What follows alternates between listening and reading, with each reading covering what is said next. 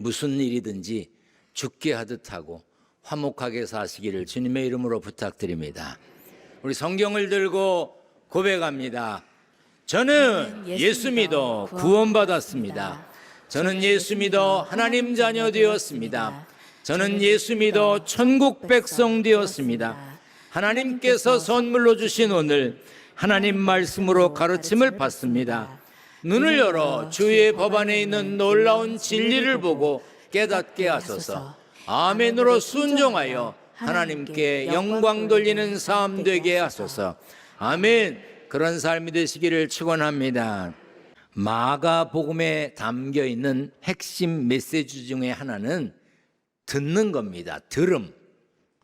이는 깨달음이 있는 들음, 순종이 있는 들음을 말합니다. 듣다는 뜻을 가진 영어 단어가 하나는 hear, hearing, 또 하나는 listen, listening이라고 그러지요. 이 hear와 listen을 구분한 학자가 있습니다. 프랑스의 의학자 알프레드 토마티스는 hearing은 귀에 들려오는 소리를 듣고 무심히 흘려보내는 수동적인 듣기를 말한다고 그래요. 가만히 있는데 자동차 지나가는 소리가 나고 새소리가 나고 그건 그냥 듣는 거예요. 리스닝은 의식을 집중해서 정보를 모으고 이를 분석해서 뇌에 보내는 능동적인 듣기를 말한다고 합니다. 쉽게 표현해서 히어링은 별 생각 없이 들리는 대로 듣는 거고 리스닝은 마음을 모아서 관심을 가지고 듣는 것입니다. 대부분의 엄마들은 육아를 하느라고 힘들죠. 특별히 수유를 하는 아기에게 젖을 주는 엄마들 얼마나 힘듭니까?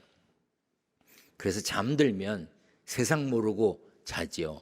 천지가 진동을 해도 못 듣습니다.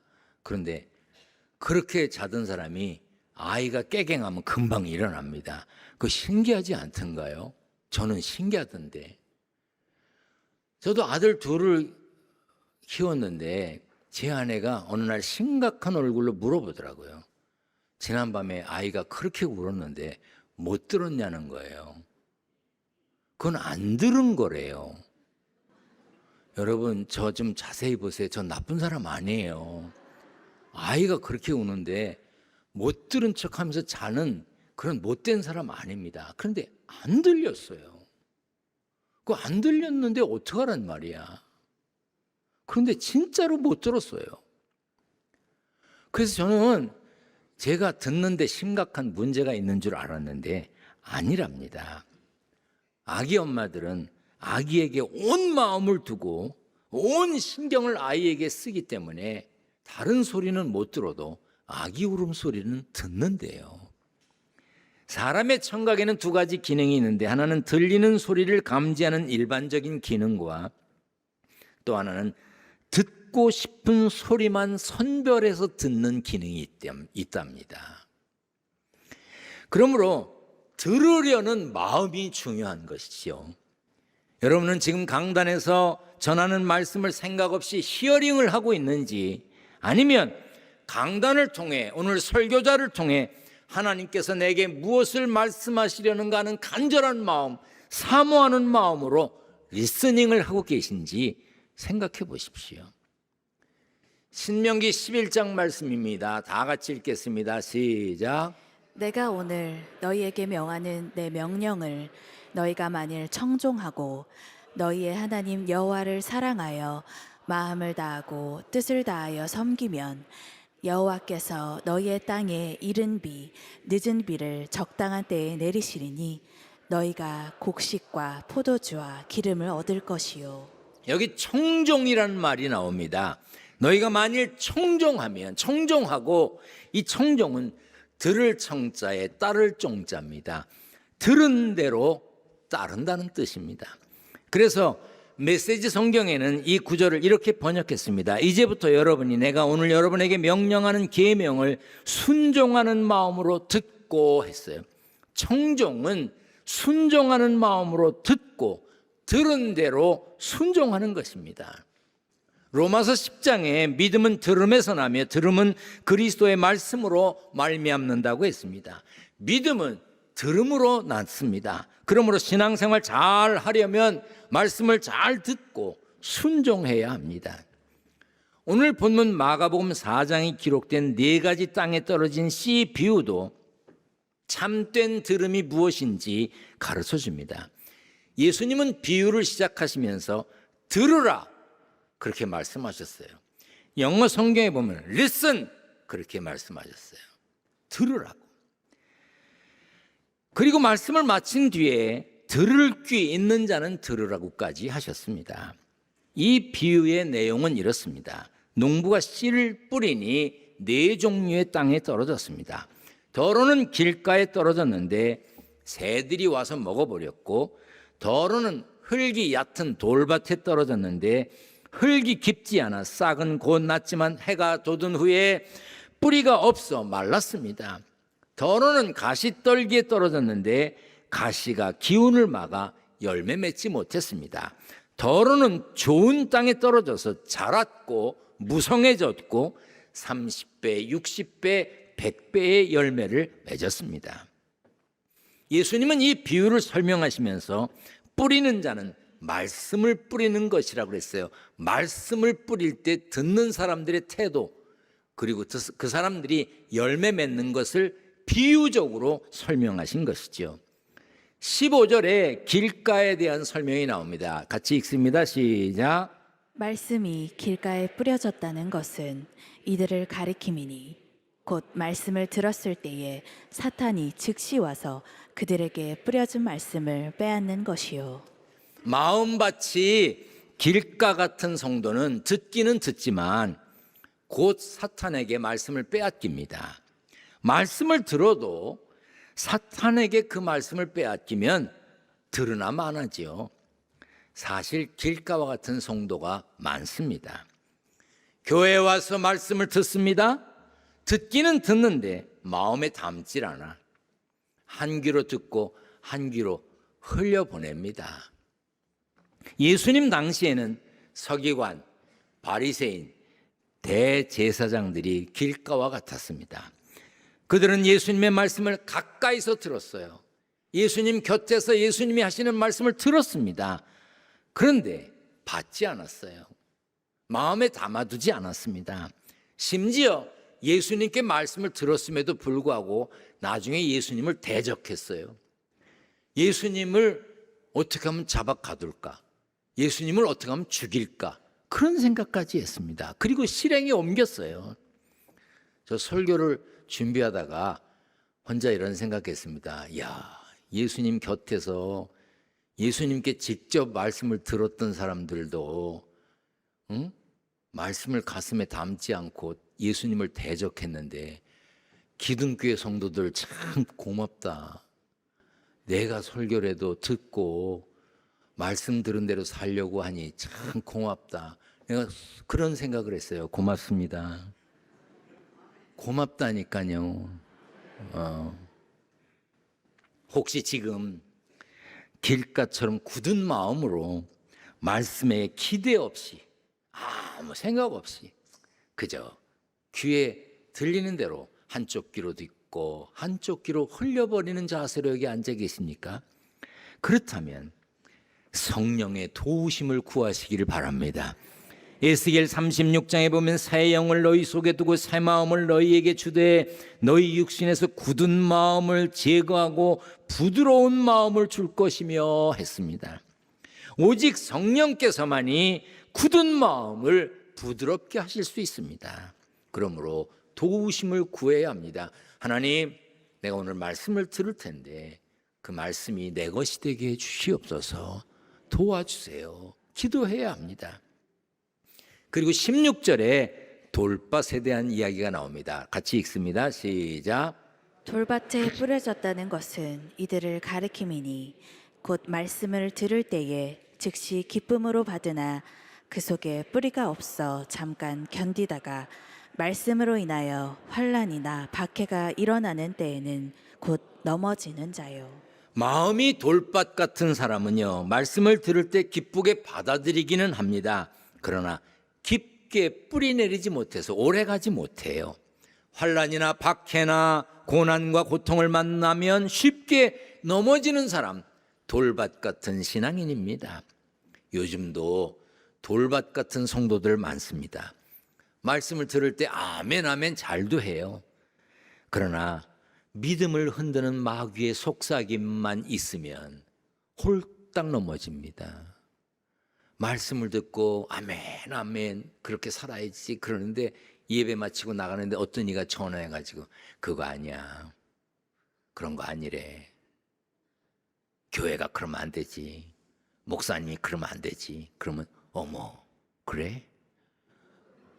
그랬어? 어쩐지 수상했어. 넘어가는 거야. 그 돌밭 같은 신앙이야. 믿음의 뿌리가 얕아서 쉽게 말라 비틀어져 버립니다. 하나님이 주시는 복은 아멘 아멘만 잘한다고 받는 게 아닙니다. 참고 견디며 끝까지 인내하는 사람만 받는 복인 것입니다. 성경에 그냥 복 받은 사람이 있어요? 저절로 형통한 사람이 있습니까? 저마다 다 어려움이 있었어요. 그렇지만 그분들은 때로 넘어지기도 했지만 말씀에 의지하여 다시 일어났습니다. 그게 신앙입니다. 사도행전 14장에 보면 바울의 1차 전도 여행에 대해서 기록되어 있습니다. 이고니온이라는 곳에 가서 바울이 복음을 전하자 유대와 헬라의 허다한 무리가 믿었습니다. 그러나 순종하지 아니하는 유대인들이 말씀을 들었지만 말씀을 마음에 담고 순종하지 않는 유대인들이 이방인들의 마음을 선동했어요. 이방인들의 마음을 움직이는 말을 했어. 그래서 어떻게 했냐면요, 말을 하면서 악감을 갖게 했습니다. 악한 마음을 갖게 했어요. 이런 사람 요즘도 살잖아요. 설교하면 아멘 아멘 하는 사람이 있는가 하면 사람들을 선동해. 그래서 악한 마음을 갖게 했습니다. 그런데 바울은 피하지 않았습니다. 오히려 오래 있어 주를 힘입어 담대히 말씀을 전했어요. 바울은 문제를 만났다고, 어려운 일이 생겼다고 그 자리를 떠나지 않았습니다. 오래 있으면서 담대하게 말씀을 전했습니다. 그리고 그 후에는 루스드라라고 하는 곳에 가서 복음을 전했는데 사람들이 복음 전하는 바울을 돌로 쳐 죽이려고 돌을 던졌어요. 돌에 맞은 바울이 쓰러졌습니다. 바울이 죽은 줄로 알고 바울을 성 밖에 내다 버렸어요. 이처럼 바울은 복음 때문에 혹독한 고난을 받았습니다. 하지만 하나님은 다시 일으켜 주셨고 다시 복음을 전했습니다. 그때 바울이 이렇게 말했습니다. 다 같이 읽겠습니다. 시작. 제자들의 마음을 굳게 하여 이 믿음에 머물러 있으라 권하고 또 우리가 하나님의 나라에 들어가려면 많은 환난을 겪어야 할 것이라. 하나님 나라에 들어가려면 많은 환난을 겪어야 할 것이니라.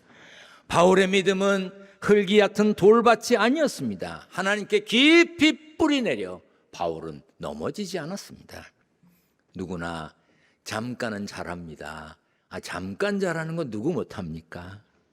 오래 잘하고 오래 견디는 것이 어렵지요. 우리는 하나님 나라에 갈 때까지 흔들림이 없는 신앙인이 되어야 합니다. 간혹 그저 바람이 심해서 휘청거릴 수는 있을지 몰라. 그러나 내 발은 딱 고정하고 흔들리지 말아야 됩니다. 여러분, 내진 설계라고 하는 것은 지진에 완벽하게 견디는 설계가 아니에요. 지진이 일어나도 약간 흔들려도 전체 건물이 흔들리거나 무너지지 않게 하는 거예요. 여러분, 믿음의 든든한 기둥을 세워서 흔들리지 않는 성도 되시기를 축원합니다. 그리고 18절에 가시떨기에 대한 설명이 나옵니다. 같이 읽습니다. 시작. 어떤 이는 가시떨기에 뿌려진 자니 이들은 말씀을 듣기는 하되 세상의 염려와 재물의 유혹과 기타 욕심이 들어와 말씀을 막아 결실하지 못하게 되는 자요. 가시떨기 같은 사람은 말씀을 듣기는 하지만 세상 염려와 재물의 유혹과 그 밖에 다른 욕심 때문에 결국 말씀 듣기를 포기합니다. 시편 119편에 이 말씀은 나의 고난 중에 위로라, 주의 말씀이 나를 살리셨기 때문이라고 했어요. 괴로울 때, 힘들 때, 고난당할 때 내게 힘을 주고 나를 살게 하는 것은 무엇이에요? 오직 하나님의 말씀입니다. 여러분이나 저도 이렇게 고백해야 합니다. 주의 말씀이 심히 순수함으로 주의 종이 이를 사랑하나이다. 여러분이나 저는 하나님의 말씀을 귀히 여기면서 살아야 합니다. 그래서 예수님도 이렇게 말씀하셨어요. 시작. 한 사람이 그 주인을 섬기지 못할 것이니 혹 이를 미워하고 저를 사랑하거나 혹 이를 중히 여기고 저를 경히 여김이라. 너희가 하나님과 재물을 겸하여 섬기지 못하느니라. 성경에는요, 하나님보다 재물, 명예, 권력을 따르다가 세상 가치를 더 사랑하다가 세상 가치를 더 귀히 여기다가 망한 사람이 많이 나옵니다. 우리는 언제나 하나님 편에 서야 하고 하나님의 말씀을 따르려고 애를 써야 합니다. 그리고 좋은 땅이 설명되고 있습니다. 같이 읽겠습니다. 좋은 땅에 뿌려졌다는 것은 곧 말씀을 듣고 받아 30배나 60배나 100배의 결실을 하는 자니라. 좋은 땅에 대한 설명이 특별히 없어요. 그저 말씀을 듣고 받아서 30배, 60배, 100배의 열매를 맺었다고 기록하고 있습니다. 하지만 헬라어 원문에 보면 이게 뜻이 다른 것을 알 수 있습니다. 길가, 돌밭, 가시떨기에는 말씀을 듣다는 단어가 단순 과거형입니다. 말씀을 들었다. 그걸로 끝이에요. 그런데 좋은 땅에서 좋은 땅의 비유가 된 여기 듣다는요, 듣고 있다는 현재형이에요. 이것이 가장 큰 차이점입니다. 마음밭이 좋은 땅이라고 해서 사탄의 유혹이나 고난이 없는 게 아니에요. 세상 염려도 있습니다. 그러나 좋은 땅과 같은 사람은 말씀을 계속 듣습니다. 한번 듣고 그치는 게 아니에요. 말씀을 듣는 거 멈추질 않습니다. 말씀에 순종하려고 힘쓰며 말씀 붙잡고 살려고 애쓰는 겁니다. 여러분이나 저나 말씀 붙잡고 사는 사람이 되어야 합니다. 좋은 땅과 같은 사람에게는요 30배, 60배, 100배의 열매가 맺는다는 것을 믿어야 합니다. 들을 것 안 들으면요 이상한 것에 관심을 갖게 되어 있어요. 바닷가에 가면 먼 바다로 나가는 거 말고 가까운 데 섬에 가는 배들이 있죠. 뭐 30분 가면 도착할 수 있는 섬, 1시간 가면 도착할 수 있는 섬, 그런 곳에 가는 배들이 있는 곳에 가면 갈매기가 많아요. 그리고 갈매기는요 배가 떠나면 그 배를 따라갑니다. 왜요? 먹을 게 있거든. 사람들이 과자를 들고 죽거든. 사람들이 과자를 들고요 이렇게 잘하면 이렇게 갈매기가 날아왔을 때 사진 찍을 수 있다고요.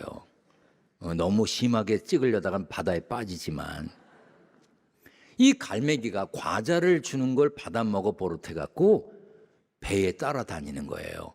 그래서 과자가 맛있는 걸 알게 된 거죠. 과자는 우리가 먹어도 맛있는데 갈매기도 과자 맛을 알면 어떻게 되는 줄 아세요? 도둑질을 해요.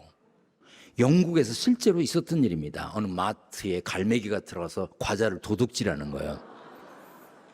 응? 저런 도둑놈 같은 이라고 말이에요.